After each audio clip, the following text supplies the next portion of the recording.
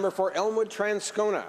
Thank you very much, Mr. Speaker. And I suppose, with respect to Bill C-24, the government actually deserves a kind of congratulation for having achieved something truly unique.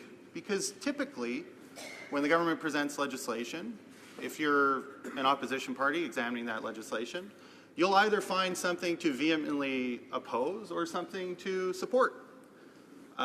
There's something at stake in the legislation, and opposition parties can expect that after the legislation passes, something will be different in Canadian law that matters.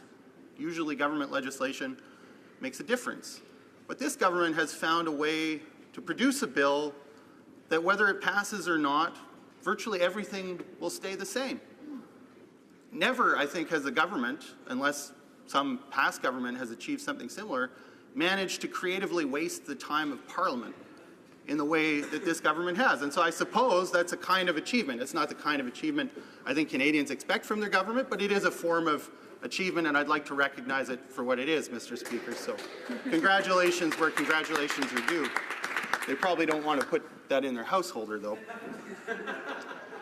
And the reason why this bill ultimately, I think, has come to be seen upon reflection and study on our part anyway as a colossal waste of time is because it just doesn't manage to achieve any of the objectives that the government set out for the bill. So what are some of those objectives? Well, initially, and I won't harp too much on this point because we've heard about it already in some of the speeches in the House, we thought that this might actually have to do with the Prime Minister's commitment to gender parity in Cabinet, but we've got Liberals on the record at committee categorically denying that this bill has anything to do with gender parity. No. It's not about that, they said. Okay, fine. So then I'm not quite sure what it is about. Well, they point to the press release that was issued when the bill was presented that talks about making all ministers equal and establishing a one-tier ministry.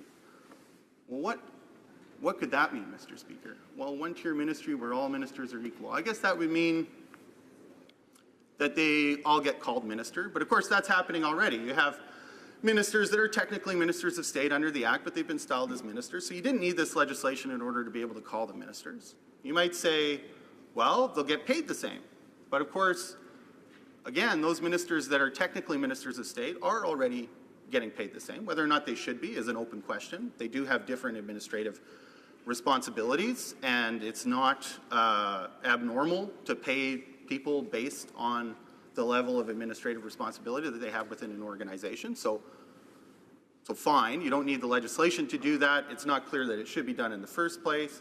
But what other sense of equal could there be? We've heard from Liberals that this is about taking all ministers seriously at the Cabinet table, and then that causes one to wonder at the superficiality of the Prime Minister, who has to introduce legislation to call his ministers of state ministers just to help him take them seriously at the Cabinet table. I mean, that's really ridiculous. Weird. And of course, parliamentarians are always happy to help the Prime Minister do his job better, but this seems like an excessive burden for Parliament just to have the Prime Minister take the very people he named to Cabinet seriously at the Cabinet table. So that, it seems to me, is not a great reason for us to be here today discussing this bill.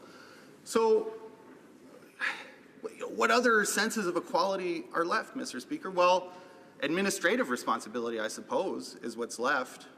But this act doesn't change the fact that in a myriad of ways, different ministers have different levels of administrative responsibility. So ministers of state are essentially going to be migrated over to a new category that's been created called ministers for whom a department is designated. Well, what are the characteristic features of a minister for whom a department is designated? Well, they have the resources that they use in order to do their job carved out of the department of a minister who actually has a department. They don't have their own department.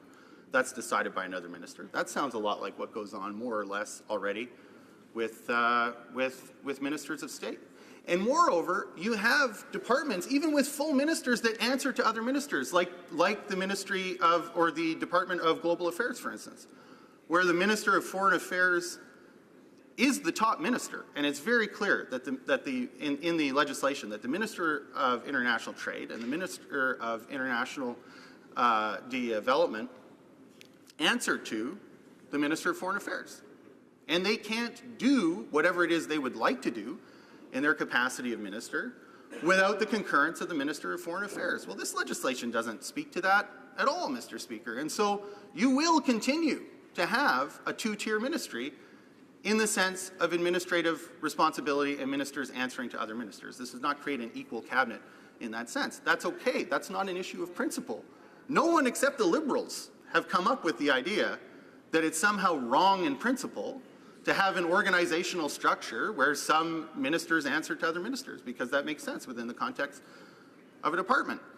And by the time you run that whole circuit, Mr. Speaker, you've pretty much exhausted the senses of equal, I think, that you could address within legislation, and even some that you can't. And this bill does nothing. What it does do is cause some collateral damage, which in itself is kind of interesting given the arguments of the government, because it gets rid of the ability of future governments to establish separate regional economic development ministries. And we believe that there's value in that, Mr. Speaker. The Liberals don't. That's fine. There are different ways of doing things. On balance, we think they've chosen an inferior one, but that's their right as a government. Canadians can judge them accordingly. Why they would want to tie the hands of future governments with respect to allowing another government to be able to adopt a model where they have those separate regional economic development ministries, I don't know. And that is one negative consequence of this bill, and one that we do not support. But it's passing strange, because when at committee I asked the government House Leader why it was that they were getting rid of the ability of governments to have separate regional economic development ministries, what she said to me was that a goal of this legislation was to update the legal framework to reflect the current practices of government. Okay, well, it is a current practice of government that they got rid of all the separate regional economic development ministries.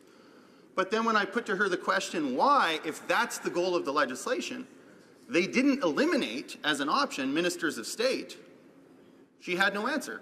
Because if the goal of the legislation is to reflect the current practices of government, and if this government has a principled objection to the use of ministers of state, and that's essentially what the argument is, that it's wrong to have ministers of state because it establishes a two-tier ministry. And that doesn't make sense as an argument for all sorts of other reasons that I've just enunciated in terms of two-tier aspects of the ministry that will persist past Bill C-24. But nevertheless, that's an argument of the government.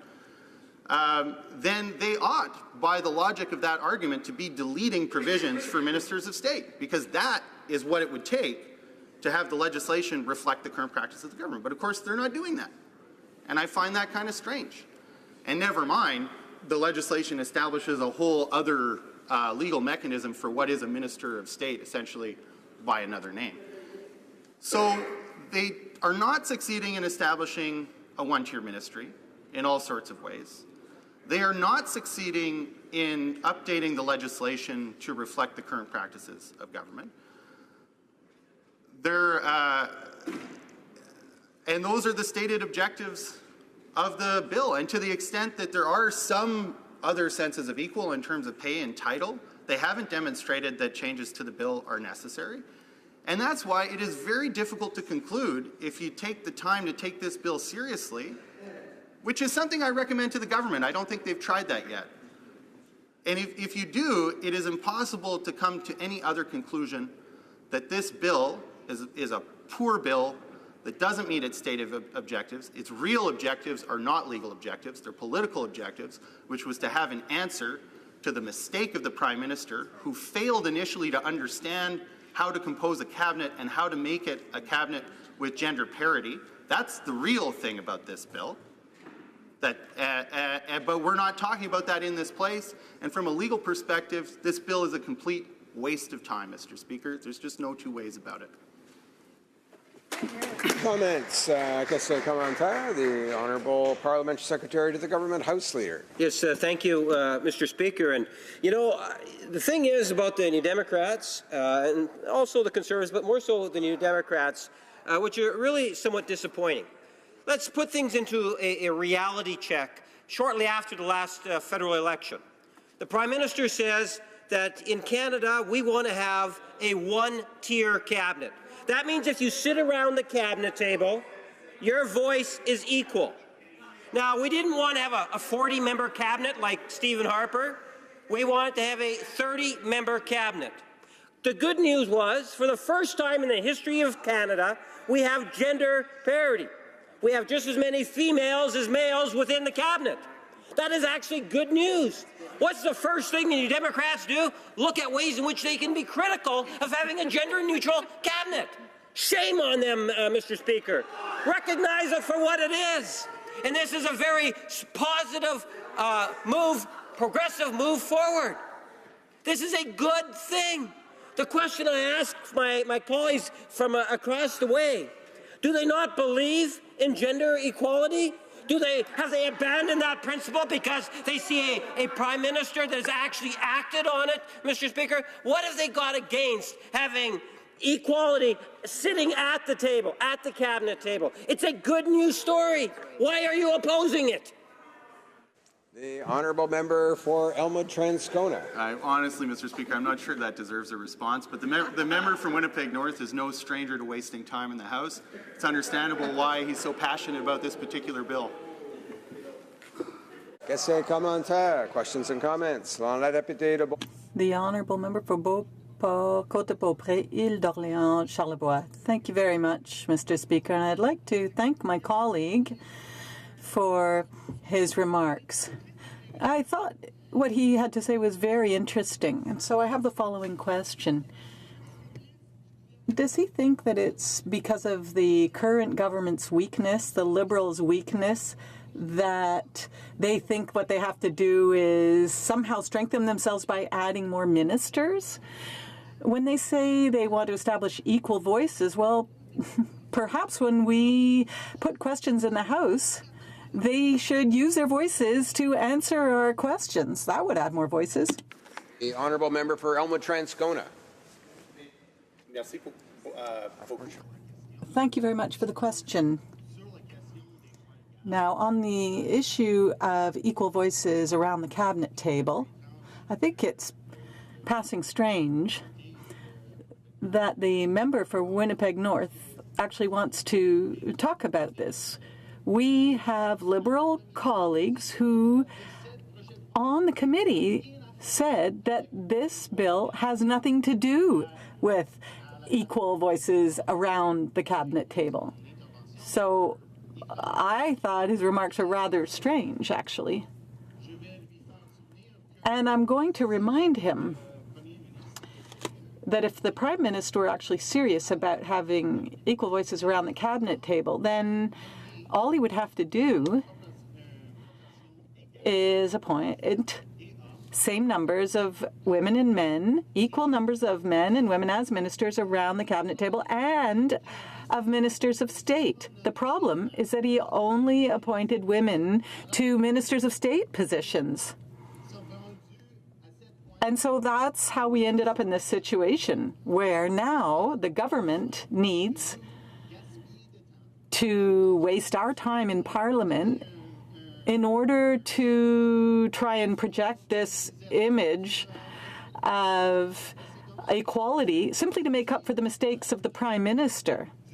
And I think that's a typical attitude on the part of this government. The Prime Minister could have simply corrected his mistake by changing the makeup of the cabinet. And then we could have spent more time on other bills that they themselves say are a priority for them, and they themselves say that they don't have enough time to discuss in the House of Commons. Look, we're here and we're talking about something that was completely unnecessary and that doesn't even achieve the stated goals. Why? I don't know.